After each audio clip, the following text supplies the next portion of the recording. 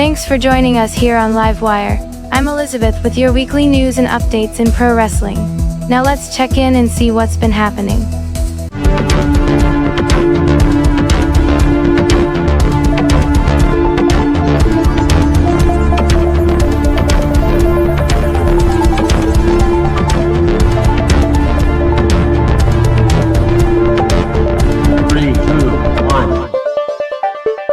Kenny Omega made some strongly worded comments towards Stardom, and now Marigold founder Rossy Ogawa. When it finally comes out, there are a lot of people that refuse to work with him for the very same reason.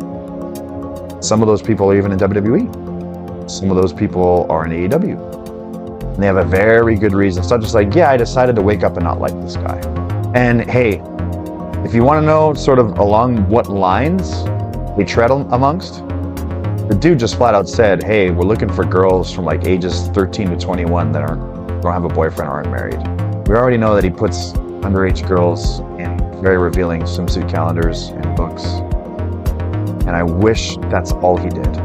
From someone who lived it, breathed it, who has very close friends in the industry. I don't mean necessarily wrestling industry, I mean the industry.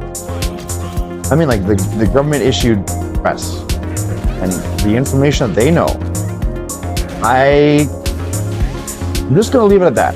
I would say don't be so quick to listen to praise for that individual.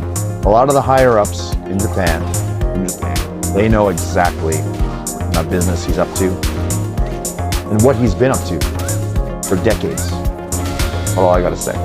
Stardom will become a fully owned subsidiary of New Japan Pro Wrestling this June. The move aims to improve operational efficiency between the promotions. It was announced that Stardom will become a fully owned subsidiary of New Japan Pro Wrestling starting on June 28th. The parent company of both promotions is Bushiroad, which acquired women's wrestling organization Stardom in 2019.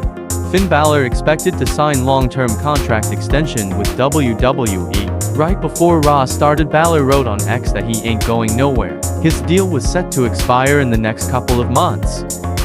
Goldberg appeared on 93.7 The Ticket over the weekend, and during the interview, Goldberg said he's had discussions with Tony Khan, but said he is not interested in signing with the company as the product is too cheesy.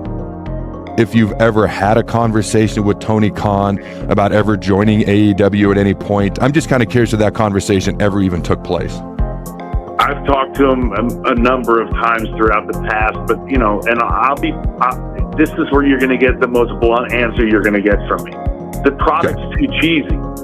The product is too cheesy. It doesn't deserve to have, I mean, whatever. I mean, it's not, now you're really going to get me going, but if there was a comparable viable option as a competitor that would allow me to still look myself in the mirror after I was a member of their roster, yeah, then it would be a consideration, but not a chance. This has been your weekly Livewire news and updates from around the world of professional wrestling.